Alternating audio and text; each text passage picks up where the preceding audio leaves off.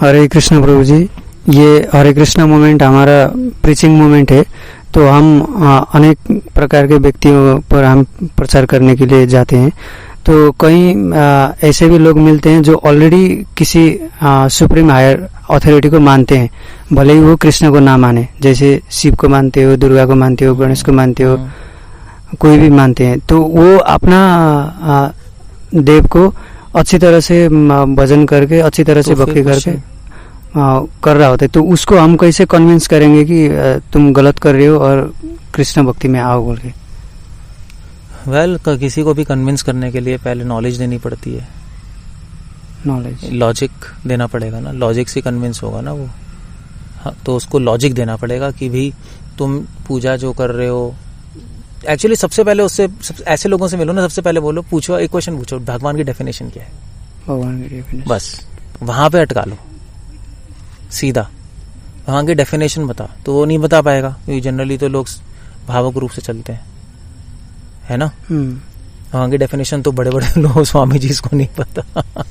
भगवान की डेफिनेशन भी होती है, लोग तो सरप्राइज होते हैं, भगवान की डेफिनेशन भी होती है।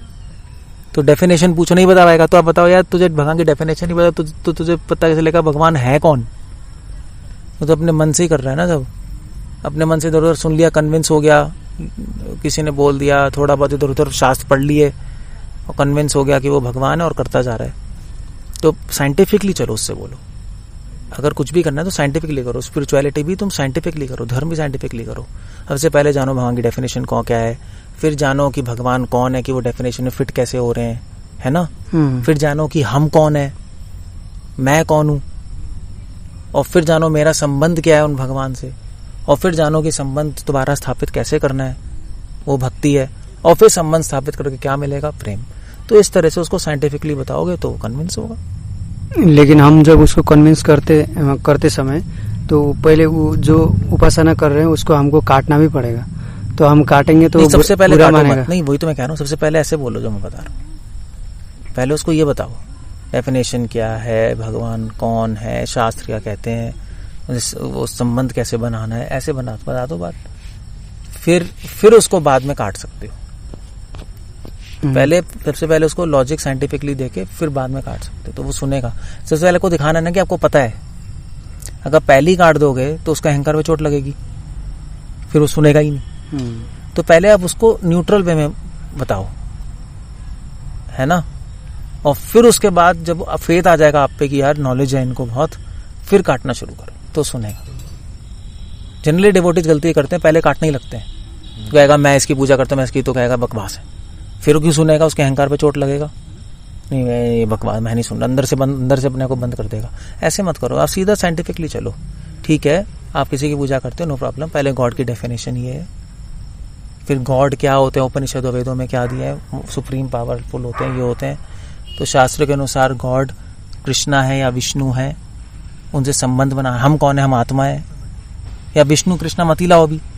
गॉड की डेफिनेशन ये, हम कौन है? हम आत्मा है। हमें संबंध बनाना है आत्मा भगवान से। उससे क्या मिलेगा? उससे प्रेम मिलेगा। फिर दोबारा घूम के आओ, अब मैं बताता हूं कि गॉड कौन है, तब वो सुनेगा, वरना नहीं सुनेगा। ये तरीका है प्रीचिंग करने का लोगों को। अगर वो कहे कि मैं इसी भगवान का उपासना करके मैं खुशी हूँ, मेरे को जो चाहिए वो भी मिल रहा है और मेरे को सब कुछ हो रहा है, मैं क्यों तुम्हारा भगवान को मानने आऊँ? तुम भगवान का परिभाषा बता के मेरे को। हमने बताया भगवान से सब वो भी कर रहे हो, खुश हो, सब कुछ मिल रहा है, मगर जीवन का लक्ष्य तो प्रेम है ना, भगवान से करना। वो नहीं मिलेगा आपको। भगवान को जानना, तभी तो हमने पहले एक्सप्लेन किया डेफिनेशन क्या है, संबंध क्यों बनाना है, और प्रेम चाहिए। ये जीवन ह्यूमन लाइफ का एम है, वो तो नहीं मिल रहा। तो फायदा क्या? खुश रहना तो वो तो जो नास्तिक हैं वो भी कहेंगे हम तो किसी भगवान की पूजा नहीं कर रहे, मैं खुश हूं। तो फिर क्या है?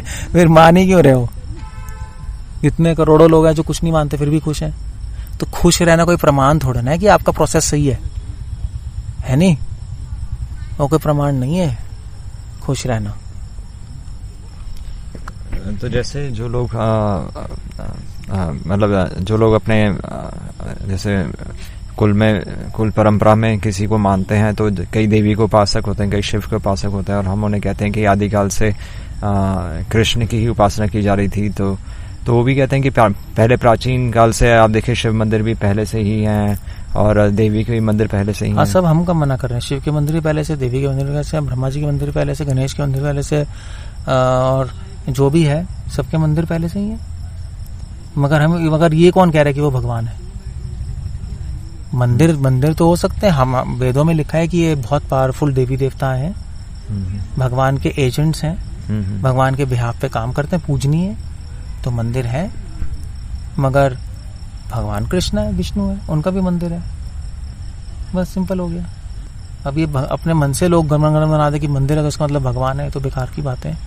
हाँ, आप ये कह सकते हो कि शिव पुराण में लिखा है शिव भगवान है, देवी पुराण में लिखा है देवी भगवान है, उसका क्या करना है? हाँ, वो एक बड़ा इशू है। वो तो फिर इशू को सॉल्व करने के लिए वो तो चलो कूर्म पुराण में इसका प्रमाण है। कूर्म पुराण में आता है 3 तरह के पुराण होते हैं, तमोगुनी, रजोगुनी, सतोगुनी। तो तमोगुनी पुराण पढ़ने से व्यक्ति नरक जाता है। शिव पुराण तमोगुनी पुराण है, उसमें सही को गलत, गलत को सही बोला है। देवी पुराण रजोगुनी पुराण है, उसको पढ़ने से दोबारा पुनर्जन्म होता रहता है। सतोगुनी पुराण भागवत है इत्यादि, उनको पढ़ने से मोक्ष मिलता है या प्रेम मिलता है। तो रजोगुनी तमोगुनी प्रमाण नहीं पढ़ना चाहिए। ये कूर्म पुराण में श्लोक आते हैं, हमारे सारे वैष्णवाचार्य कोट करते हैं। तो उसके पीछे पूरी स्कीम है कि शिव पुराण ऐसे क्यों तमोगुनी बनाया है, मत्स्य पुराण मतलब देवी पुराण ऐसे क्यों बनाया है, रजोगुनी पुराण है। वैसे तो देवी पुराण तो वैसे भी मनगढ़ंत पुराण है, 18 पुराणों की लिस्ट में ही नहीं है, पहली बात तो।